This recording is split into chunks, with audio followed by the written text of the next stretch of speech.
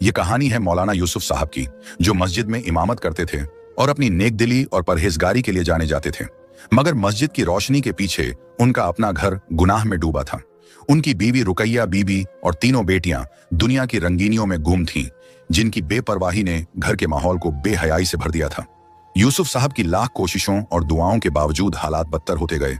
एक दिन अल्लाह का ऐसा अजाब नाजिल हुआ जिसने पूरे मोहल्ले को हिलाकर रख दिया। किसी शहर की बड़ी मस्जिद में मौलाना यूसुफ साहब इमामत करते थे। वे नेक दिल, परहेजगार और दीनदार इंसान थे।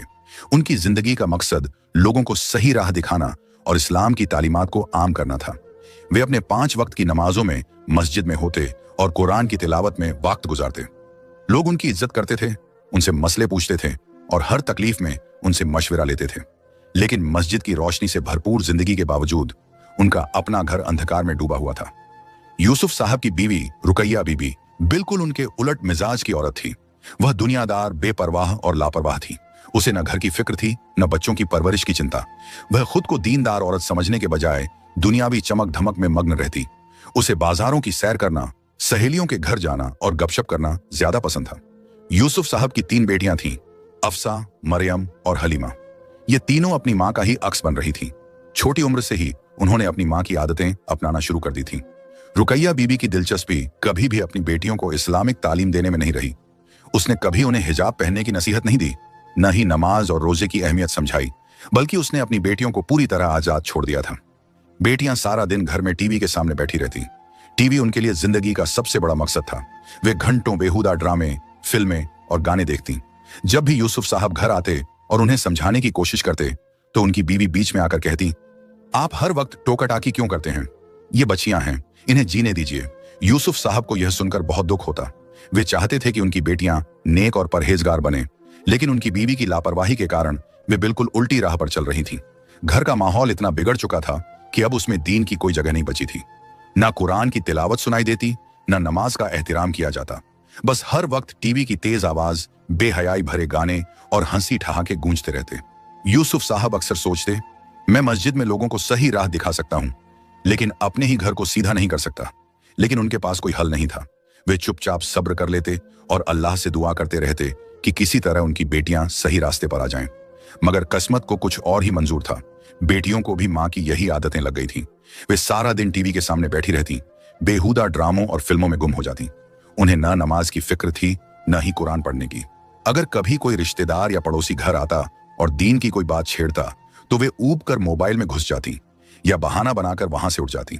जब भी मौलाना यूसुफ साहब उन्हें समझाने की कोशिश करते कि यह हरकतें दीन और अखलाक के खिलाफ हैं, तो उनकी बीवी बीच में आ जाती और झुंझलाकर कहती, बच्चियां हैं, उन्हें जीने दें, हर वक्त टोका टाकी मत किया करें। ये अब पुराने जमाने के तौर तरीके नहीं चलते। रुकैया बीबी की यह बात सुनकर उनकी बेटियां और भी बेफिक्र हो जाती। उन्हें इस बात की तसल्ली हो जाती कि अब्बा चाहे जितना भी नाराज हों, अम्मी उनकी ढाल बनकर हमेशा खड़ी रहेंगी। यूसुफ साहब बेबस हो जाते। वह घर का माहौल सुधारना चाहते थे, लेकिन उनकी कोई नहीं सुनता था। एक वक्त ऐसा आ गया था कि अब घर में उनकी मौजूदगी ही जरूरी नहीं समझी जाती थी। वे जब भी घर लौटते तो उनकी बेटियां अपने कमरे में बैठी हंस हंस कर किसी ड्रामे की बातें कर रही होती या फिर सोशल मीडिया पर लगे रहती।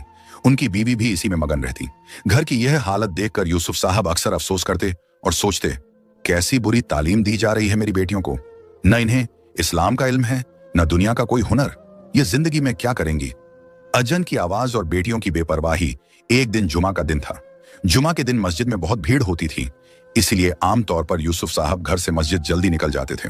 लेकिन उस दिन वह कुछ देर तक घर में ही रुके रहे। उन्होंने सोचा कि जरा घर की हालत देखें और शायद बेटियों को समझाने का कोई और मौका मिले। टीवी का शोर पूरे घर में गूंज रहा था। उन्होंने देखा कि उनकी बड़ी बेटी अफसा बेहुदा किस्म का डांस देख रही थी और उसी की नकल कर रही थी। वह कभी हाथ लहरा रही थी, कभी कमर मटका रही थी। उसकी बहनें मरियम और हलीमा उसे देखकर हंस रही थीं और उसे और जोर से डांस करने के लिए उकसा रही थीं। इसी बीच मस्जिद से जुमा की अजान की आवाज गूंजी, अल्लाहू अकबर, अल्लाहू अकबर। लेकिन अफसा और उसकी बहनों को इस बात की कोई फिक्र नहीं थी। उन्होंने न अजान की आवाज सुनी, न ही टीवी का वॉल्यूम कम किया। यूसुफ साहब के सब्र का बांध टूट गया। वे गुस्से से उठे, टीवी के पास गए और झट से रिमोट उठाकर आवाज बंद कर दी। बेटा, अजान का एहतराम करो, यह अल्लाह का बुलावा है। उन्होंने प्यार से समझाने की कोशिश की, लेकिन अफसा ने झुंझलाकर जवाब दिया, अब्बा आपको क्या दिक्कत है? इतना अच्छा सीन चल रहा था, सब खराब कर दिया। मरियम और हलीमा भी हंसने लगी, जैसे उनके लिए यह कोई मजाक की बात हो। यूसुफ साहब को बहुत दुख हुआ। ये वही बच्चियां थीं जिनके लिए उन्होंने अल्लाह से दुआएं मांगी थीं कि वे नेक और परहेजगार बने, लेकिन आज वे बेहयाई और नाफरमानी की राह पर चल पड़ी थीं। उनका दिल बैठ गया। उन्होंने गहरी सांस ली और अपनी बीवी से कहा, रुकैया, तुम बेटियों को कुछ सिखाओ, ये बेहयाई ठीक नहीं है, अजान का एहतराम करना चाहिए। रुकैया बीबी ने बेमन से टीवी स्क्रीन से नजर हटाई और खींचते हुए जवाब दिया, आप हर वक्त बेटियों के पीछे क्यों पड़े रहते हैं? जाने दीजिए, आजकल हर घर में यही चलता है। आप खुद को पुरानी सोच से बाहर निकालिए। यह सुनकर यूसुफ साहब को लगा जैसे उनके दिल पर किसी ने छुरी चला दी हो। उन्हें अब समझ आ रहा था कि उनकी बेटियां क्यों बिगड़ गई थीं, क्योंकि मां ही उन्हें बिगाड़ने में लगी हुई थी। लेकिन उनके पास अब कोई चारा नहीं था। उन्होंने कोई जवाब नहीं दिया। उनका दिल बुझ गया। वे चुपचाप मस्जिद चले गए और अल्लाह के सामने अपने आंसू बहाने लगे। वहां बैठकर उन्होंने रो रो कर अपनी बेटियों के लिए हिदायत मांगी।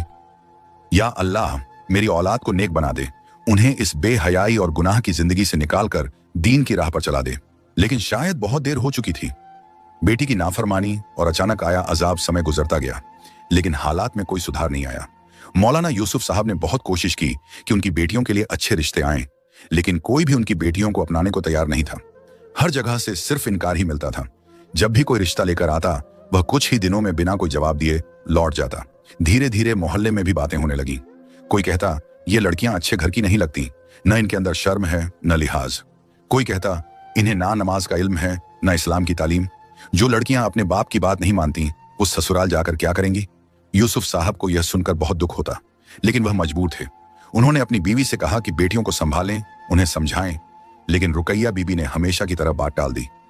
आप फिजूल में फिक्रमंद हो रहे हैं। जब उनकी शादी का वक्त आएगा तो खुद ब खुद सही रिश्ता मिल जाएगा। लेकिन ऐसा कुछ नहीं हुआ। लड़कियां जितनी बड़ी हो रही थीं, उतना ही उनके लिए अच्छे रिश्तों का आना मुश्किल हो रहा था। अफसा की बेहयाई और उस दिन की घातक शाम, फिर एक दिन ऐसा आया जिसने पूरे मोहल्ले को हिलाकर रख दिया। अफसा रोज की तरह घर में तेज आवाज में गाने चला रही थी। उसने कुछ दिन पहले ही नया मोबाइल फोन लिया था। अब वह पहले से भी ज्यादा आजाद थी। वह दिन रात फोन पर बेहयाई भरी वीडियो देखती, सोशल मीडिया पर लगी रहती और अपनी बहनों के साथ मिलकर गानों की नकल करती। उसकी दिनचर्या में अब बस एक ही काम रह गया था, टीवी देखना, गाने सुनना, वीडियो बनाना और बेहूदगी की हरकतें करना। उस दिन भी वह टीवी के सामने खड़ी होकर किसी फिल्मी गाने पर डांस कर रही थी। मरियम और हलीमा भी उसकी हंसी मजाक में शामिल थीं। वे जोर जोर से तालियां बजा रही थीं और अफसा को और ज्यादा नाचने के लिए उकसा रही थीं। घर का माहौल ऐसा हो गया था कि अजान की आवाज भी किसी को सुनाई नहीं देती थी। ना कोई नमाज की फिक्र करता था, ना ही कोई अल्लाह से डरता था। लेकिन फिर अचानक कुछ ऐसा हुआ जिसकी किसी ने कल्पना भी नहीं की थी। अफसा जोर जोर से डांस कर रही थी कि अचानक वह ठिठक गई। उसका चेहरा डर से पीला पड़ गया। उसकी आंखें एक तक टीवी स्क्रीन की तरफ देख रही थीं, लेकिन उसमें कुछ हलचल नहीं हो रही थी। फिर एकदम से उसने अपनी आंखों पर हाथ रख लिया और तेज आवाज में चीख पड़ी, अम्मी, मुझे कुछ नहीं दिख रहा, सब अंधेरा है, सब काला पड़ गया है। उसकी चीख सुनकर मरियम और हलीमा घबरा गईं। क्या हुआ बाजी? मरियम ने कांपते हुए पूछा। अफसा अब जमीन पर गिर चुकी थी। उसकी सांसें तेज चल रही थीं और वह बार बार अपने हाथों से आंखें मल रही थी। अम्मी, मुझे कुछ दिख क्यों नहीं रहा? सब कुछ काला पड़ गया। रुकैया बीबी भागती हुई कमरे में आई। जब उन्होंने अपनी बेटी को तड़पते देखा तो उनकी भी हालत खराब हो गई। अल्लाह रहम करे, ये क्या हो गया मेरी बेटी को? घर का पूरा माहौल बदल चुका था। जहां अभी कुछ देर पहले गाने बज रहे थे, हंसी ठहाके गूंज रहे थे, वहां अब सिर्फ डर और अफरा तफरी का माहौल था। हलीमा दौड़कर मस्जिद गई और अपने अब्बा को बुलाने लगी। अब्बा, जल्दी आइए, बाजी को कुछ हो गया है। मौलाना यूसुफ साहब नमाज पढ़कर अभी अभी मस्जिद के कोने में बैठकर दुआ मांग रहे थे कि अल्लाह उनकी बेटियों को हिदायत दे। लेकिन जैसे ही उन्होंने अपनी छोटी बेटी को रोते हुए देखा, उनका दिल बैठ गया। वे भागते हुए घर पहुंचे। उन्होंने देखा कि अफसा जमीन पर पड़ी थी। उसका चेहरा पीला पड़ चुका था। बेटा, क्या हुआ? उन्होंने परेशान होकर पूछा। अफसा ने कांपती हुई आवाज में कहा, अब्बा, मुझे कुछ नहीं दिख रहा। यूसुफ साहब के होश उड़ गए। उन्होंने बिना देर किए मोहल्ले के डॉक्टर को बुलाया। डॉक्टर ने आकर अफसा की आंखें चेक की, उसकी पलकों को ऊपर उठाकर देखा, टॉर्च जलाकर उसकी आंखों में रोशनी डाली। डॉक्टर की पेशानी पर बल पड़ गए। इसे तुरंत किसी बड़े अस्पताल ले जाइए। यूसुफ साहब ने अलमारी से कुछ पैसे निकाले, टैक्सी बुलवाई और अपनी बेटी को अस्पताल ले गए। डॉक्टर का दिल दहलाने वाला फैसला, अस्पताल में अफसा का लंबा चेकअप किया गया। कई डॉक्टर आए और उसकी आंखों की जांच करने लगे। फिर आखिरकार एक डॉक्टर ने गहरी सांस लेते हुए कहा, हम बहुत अफसोस के साथ कह रहे हैं कि इसकी आंखों की रोशनी हमेशा के लिए चली गई है। यह सुनकर पूरे घर पर जैसे कयामत टूट पड़ी।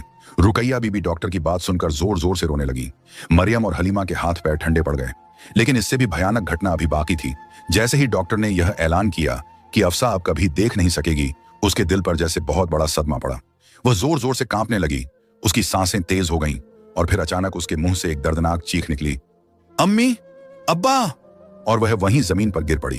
डॉक्टर भागकर आए, उन्होंने अफसा की नब्ज चेक की, फिर उन्होंने एक लंबी सांस लेकर सिर झुका लिया। इन्ना लिल्लाही व इन्ना इलैहि राजिऊन, यह अब इस दुनिया में नहीं रही। यह सुनते ही पूरे घर में कोहराम मच गया। रुकैया बीबी जमीन पर गिर पड़ी और अपने बाल नोचने लगी। या अल्लाह, मैंने क्या कर दिया? मैंने अपनी बेटी की परवरिश सही नहीं की। मरियम और हलीमा को समझ नहीं आ रहा था कि क्या करें। पड़ोसी और मोहल्ले के लोग घर के बाहर इकट्ठा हो गए थे। हर किसी की आंखों में खौफ और हैरत थी। अल्लाह का अजाब आ गया इस घर पर, किसी औरत ने आहिस्ता से कहा। यूसुफ साहब चुपचाप खड़े थे।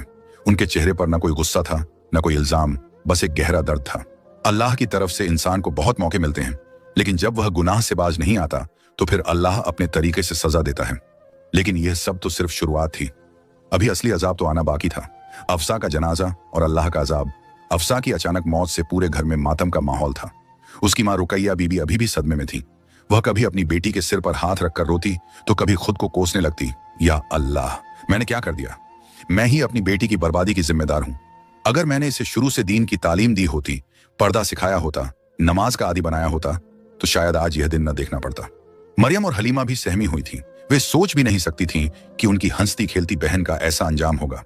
मौलाना यूसुफ साहब ने पूरे दर्द और खामोशी के साथ अपनी बेटी का जनाजा तैयार करवाया। पूरे मोहल्ले में यह खबर फैल चुकी थी। लोग अफसा की मौत के अजीब हालात को लेकर चर्चा कर रहे थे। दोपहर का वक्त था। घर के बाहर लोग जनाजे के लिए इकट्ठा हो चुके थे। जनाजे की नमाज पढ़ाने के लिए मस्जिद के इमाम साहब भी आ चुके थे। सब कुछ आम जनाजे की तरह हो रहा था, लेकिन फिर एक ऐसा वाकया हुआ जिसने सबको दहला दिया। जब अफसा का जनाजा उठाने का समय आया तो 4-5 लोगों ने मिलकर जनाजा उठाने की कोशिश की, लेकिन जनाजा अपनी जगह से हिला ही नहीं। लोगों ने फिर से पूरी ताकत लगाई, लेकिन वह जमीन से 1 इंच भी ऊपर नहीं उठा। लोग हैरान थे, यह क्या हो रहा था? जनाजा इतना भारी क्यों हो गया था? लोगों के चेहरों पर खौफ और बेचैनी थी। कुछ लोग आपस में सरगोशियां करने लगे। क्या कोई अजाब आ गया है? क्या यह लड़की कोई बड़ा गुनाह करती थी? मस्जिद के इमाम साहब भी यह देखकर हैरान थे। उन्होंने मौलाना यूसुफ साहब से पूछा, क्या यह कोई बड़ा गुनाह करती थी? यूसुफ साहब की आंखें शर्म से झुक गईं। उन्होंने भारी आवाज में कहा, हाँ, यह हमेशा टीवी के सामने बैठी रहती थी, अजान की इज्जत नहीं करती थी, बेहयाई करती थी। मैं इसे बहुत समझाता था, लेकिन यह मेरी एक बात नहीं मानती थी। शायद अल्लाह ताला इसी वजह से नाराज हो गया है। इमाम साहब ने गहरी सांस ली और फरमाया, फिर टीवी को भी इसके साथ रख दो। यह सुनकर सबके रोंगटे खड़े हो गए। कुछ लोग हैरत में थे, कुछ इस बात पर सहमत नजर आ रहे थे। लेकिन अब यह साफ था कि अल्लाह का कोई अजाब इस जनाजे पर था। घर के अंदर अफसा का वह टीवी पड़ा था, जिसके सामने वह दिन रात बैठी रहती थी, जो उसके गुनाहों का सबसे बड़ा जरिया था। एक आदमी अंदर गया और उस टीवी को उठाकर लाया। जैसे ही टीवी को जनाजे के साथ रखा गया, एक चमत्कारी घटना घटी। जनाजा एकदम हल्का हो गया। अब 4 लोगों ने आसानी से उसे उठाकर कंधों पर रख लिया। यह मंजर देखकर पूरे मोहल्ले में सन्नाटा छा गया। रुकैया बीबी का हाल और बुरा हो गया। उन्होंने रोते हुए कहा, या अल्लाह, मेरी बेटी का ऐसा अंजाम! मैंने इसे गलत परवरिश दी, बेहयाई की तरफ धकेला। या अल्लाह, मेरी तौबा! मरियम और हलीमा के चेहरे पर भी हवाइयां उड़ रही थीं। जनाजा कब्रिस्तान की तरफ बढ़ रहा था, लेकिन यह अजीबोगरीब वाकया सबके जहन में घूम रहा था। हर कोई सोच रहा था कि अगर टीवी को हटाने से जनाजा उठ ही नहीं रहा था और उसे साथ रखने से हल्का हो गया, तो यह किस बात की निशानी थी? लेकिन अभी तो यह अजीब घटनाएं शुरू ही हुई थीं। असली अजाब तो कब्र में सामने आने वाला था। अफसा की कब्र और अल्लाह का अजाब। अफसा का जनाजा आखिरकार कब्रिस्तान पहुंचा। वहां पहले से ही कब्र खोदी जा चुकी थी। जनाजे को कब्र के अंदर उतारा गया और जैसे ही मिट्टी डालने की तैयारी शुरू हुई, तभी अचानक एक ऐसा मंजर सामने आया जिसने सबको हिलाकर रख दिया। कब्र से सैकड़ों जहरीले सांप बाहर निकलने लगे। लोगों की चीखें निकल गईं। जो लोग जनाजे को दफनाने आए थे, वे पीछे हट गए। कोई समझ नहीं पा रहा था कि यह मंजर क्या था। यह कौन सा अजाब था जो अफसा की लाश पर नाजिल हो गया था। सांप उसकी लाश के इर्द गिर्द लहराने लगे। कुछ ने अपनी फन उठाए तो कुछ उसकी लाश पर रेंगने लगे। जैसे ही लाश को नीचे रखने की कोशिश की गई, सांप और भी ज्यादा तेजी से उभरने लगे, मानो वे उसका इंतजार कर रहे थे। कुछ लोगों की हिम्मत नहीं हो रही थी कि वे आगे बढ़ें। इमाम साहब ने कांपती आवाज में कहा, यह अल्लाह का अजाब है, यह अल्लाह की तरफ से एक इबरत है। मरियम और हलीमा ये सब देख रही थीं और उनकी चीखें निकल गईं। वे भागकर अपने अब्बा के पास आईं और फूट फूट कर रोने लगीं। अब्बा जान, हमें माफ कर दीजिए, हमने आपको बहुत दुख दिया। अब्बा जान, हम हिजाब पहनेंगी, नमाज पढ़ेंगी, हम कभी बेहयाई नहीं करेंगी, हम अब अल्लाह से तौबा करेंगी। रुकैया बीबी यह मंजर देख रही थीं और उनके चेहरे का रंग उड़ चुका था। उनके जिस्म से जैसे जान निकल गई थी। उन्हें अपनी हर गलती याद आने लगी, कैसे उन्होंने अपनी बेटियों को बिगाड़ा, कैसे उन्हें बेहयाई और गलत आदतों में धकेला, कैसे उन्होंने अपने शौक और दुनिया के पीछे भागकर अपनी बेटियों को गुमराह कर दिया। आज उनकी आंखों के सामने उनकी सबसे बड़ी बेटी का ऐसा अंजाम हुआ था कि जिसे देखकर वह खुद को भी माफ नहीं कर सकती थी। वे वहीं कब्रिस्तान की जमीन पर बैठ गईं और जोर जोर से रोने लगीं। या अल्लाह, मुझे माफ कर दे, मैंने अपनी बेटियों की सही परवरिश नहीं की, मैंने इन्हें गुमराह किया, अल्लाह मुझे माफ कर दे। लोगों की आंखों में आंसू थे। मौलाना यूसुफ साहब ये सब चुपचाप देख रहे थे। उनकी आंखों से लगातार आंसू गिर रहे थे। उन्होंने कांपते हाथों से मिट्टी उठाई और अपनी बेटी की कब्र पर डाल दी। धीरे धीरे पूरी कब्र को मिट्टी से ढक दिया गया। उस दिन के बाद सब कुछ बदल गया। उस दिन के बाद से यूसुफ साहब का घर पूरी तरह बदल गया। मरियम और हलीमा ने नमाज पढ़नी शुरू कर दी। वे अब पर्दा करने लगी। उन्होंने अपना पूरा रहन सहन बदल लिया। अब उनके हाथों में मोबाइल नहीं बल्कि कुरान होता था। वे सोशल मीडिया और बेहयाई भरे शौक छोड़ चुकी थी। रुकैया बीबी भी तौबा कर चुकी थी। उन्होंने अपनी हर बुरी आदत छोड़ दी। अब वह बाजारों के चक्कर नहीं लगाती थी, सहेलियों के घर गप्पे मारने नहीं जाती थी। अब वह घर का माहौल सुधारने लगी। उन्होंने अपने घर से टीवी हटा दिया। अब घर में सिर्फ अल्लाह और उसके रसूल का जिक्र होता। मौलाना यूसुफ साहब, जो अपनी बेटी को लेकर परेशान रहते थे, अब हर दिन उसकी मगफिरत की दुआ करने लगे।